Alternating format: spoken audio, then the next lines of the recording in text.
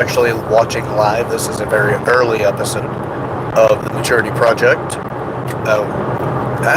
Some things came to mind here in the last day that really have kind of like started to stand out for me, and that's how sterile I can be about things at times. So, by the way, I'm your host, Chad Ever Broshears, or Sir Chad Ever Broshears to some. There's an inside joke there, or maybe not. But anyway, yeah, so what's kind of standing out is like, okay, personality. There's a lot of things that, like, people will use as like their best foot forward, if you will. And I'm just becoming more and more of a fan of radical ownership. Like, it's Jocko Willink talks about radical ownership. He's got a book on it. It's fantastic. And I spend most of my time just like really trying to own everything. What I do though is whenever I do a recording, I go into a frame of mind to think about business, and I think about development, human being development, trying to not have my personality be too, brash against somebody that might be watching, so that, possibly they'll like me more or like me enough that they may listen to what I'm saying to the point that they actually do something about it, or that it occupies thought longer, so that maybe it does do something better for them, just simply because it becomes a conversation that's a disruptor from the frame of thinking they were working in, right? So I get a bit heady. I can do that, and it's not uncommon. In my real, regular life with people, this is actually a very common state for me. But I also have the goofiness and the funniness and all of that, and sometimes we should use satire, humor, to illustrate something that a lot of people are thinking. And if you illustrate something a lot of people are thinking, but yet you don't hear much about it, then there's something taboo about that thing that's restricting people from talking about it. It's typically not ignorance. We all notice it. So the thing that I'm referring to here is it's kind of goofy, but I'm noticing more and more people, especially women, are resorting to things like Onlyfans. And they're getting this business model where they're like, hey, I can make easy money, and society's going to accept me for being a certain way already. I can be a little bit more radical and, scandalous and, seductive, and get money for being seductive. Here's the thing, everybody. This is for everybody. But, I am talking about the OnlyFans thing, or this whole like new movement, this business movement that you see a lot of, especially online, is everything has a cost and benefit. You could do this and then, have a good time, but what is it going to do to your character to have a reward system such as money and attention build into your personality? Especially if that's connected to a bigger goal that you have. If your bigger goal is to have a successful marriage to the point that you and your husband, or this particular setup is more of a man and woman, and don't worry, I'm not confused about which is which. Pretty freaking easy, and I'm not going to buy into that mental illness. Anyway, so you have a desire to have a healthy balance with your husband, and you want to have, your kids raised in the same house with the same husband and their father, and you want to have these things. What is you turning on the camera, recording yourself, and, showing the world things that you typically would show an intimate partner in order to get money? You get the attention, so you get that psychological, hey, that's a bump, that feels good, I'm important, I'm getting likes, I'm getting attention. Who doesn't like attention, right? And you're getting rewarded with money that is another report card variable that validates you. And then you meet some guy, you fall in love with him, you're like, I'm going to change my ways. You have that moment in time that you had gotten such a reward, it's like a drug. You got such a reward out of the behavior that made you money and got you attention, that now that's going to haunt your frustrated times when you're with your partner, your husband, and let's say the sex life gets dull.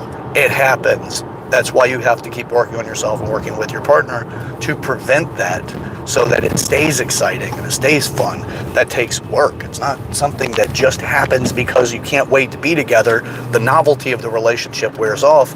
And if you don't have the connection, the intimacy, and the flow, yeah, then it becomes more chore-like. So you get into those dry moments, or you get into the less than successful timelines, the less than connected, intimate timelines. Then there's that, you know what, I used to get a lot of attention. So for every woman that complains about the football star that really didn't do anything else with his life and make fun of him about it, you're setting up the same type of future. It's just, it's not framed the same way. It's in the same concepts of shame on you for what you had a peak at one point and you were unable to peak again, and you're haunted by the peak and you can't get away from it. So you live in the past and you can't be present, blah, blah, blah, right? That kind of crap that most people put on men for being the football star in high school, or the baseball star, whomever in high school that just peaked then, same concept. You just did it at a different timeline. And a lot of these people, little people, these young people, these teenage girls that are finding this to be an occupation as well, you're setting them up by inspiring them by doing what you're doing. Now, that's the cost to it. There's a big cost. The other thing is on the humor side of it. I see from Mad TV, there's a character called Stewie. And he's like, look what I can do. Look what I can do. Hey, Mom, look what I can do. That's really what I think. It's funny to me because it's just gotten to the point that I'm like, okay, there's another girl scantily dressed or showing off things or whatever. And I'm like, all right.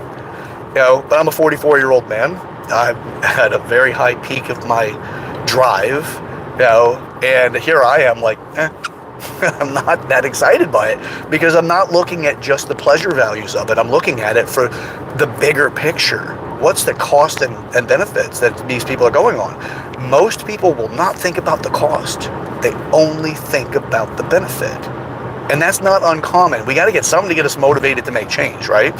That's a normal human behavior. I would say that is ancestral, right? That has to do with our ancestry in order to motivate us. It's an evolutionary thing. Like, I want to get excited about something enough that I actually make the effort to do it. You're not going to think about the cost as much as you think about the reward, the benefits of doing it. The cost is something, typically, it's a hindsight thing for a lot of people. Now, for those that are like in the business sector, and especially if you're moving up the chain, executive in that direction, and management overall, you're looking for the cost benefits of everything that you do if you want to be successful. And you start understanding all the variables necessary to manage the levers to create the better outcome, which part of that is managing, well, actually, it is almost entirely based in cost benefit, because then you use history, use a lot of things in order to create the understanding of what you need there as far as the data that you need. So, all right, here's the thing. I'm not throwing shade necessarily at people like, the thing that was on top of mine, like the Onlyfans thing or whatever. I've just noticed it. My morning ritual, go through Facebook just to see kind of like the pulse of people in the world, and the psychology from the algorithm that I'm getting, that kind of stuff.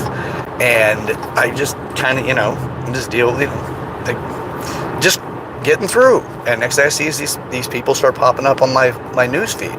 I'm not purposely going out of my way to like any of their pages or to be involved in any way. No, I'm spending more time